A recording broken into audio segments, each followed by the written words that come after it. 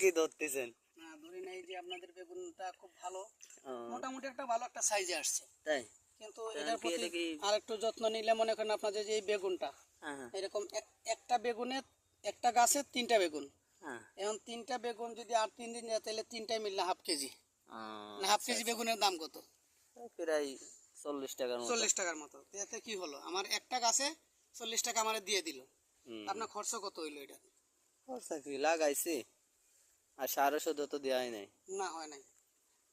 মাননীয় দর্শক দেখেন, আমাদের এই বেগুন গাছটার মধ্যে কোনো সার ঔষধ বা কোনো কীটনাশক বা কোনো মেডিসিন আমরা ইউজ করি নাই। না করাতে আমরা একটা গাছের মধ্যে 3টা বেগুন, এই বেগুনে 3 বেগুনে আমাদের মাশাআল্লাহ হাফ কেজি আয়া পড়ছে। হাফ কেজির দাম মাত্র 40 টাকা। তাহলে চিন্তা করেন, আমরা এই মোহাম্মদ মারুফ আমাদের এই বাগানের প্রজেক্টের মালিক, উনি এই সিস্টেমটা করেছে নিজের উদ্যোগে, এবং বাগানটা আগামীতে আরো বড় প্রজেক্টের ইচ্ছা আছে, লেবুর প্রজেক্ট, এটা উনি আর্থিকের কারণে আগাতে পারতেছে না। আপনারা দয়া করে ওনাকে লাইক কমেন্ট করবেন।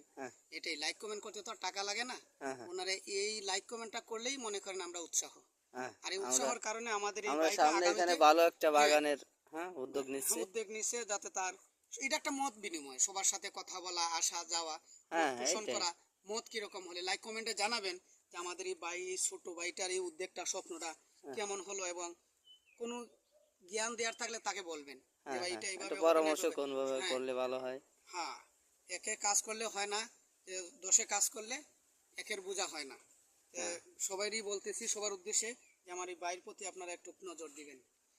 তিল তিল করলে হয় কি, মোটা রকমের পাহাড়, এই পাহাড়ের ভিতরে ঢুকতে গেলে তো হুট করে পাহাড়ে উঠা যায় না, তিল তিল করে উঠতে হবে।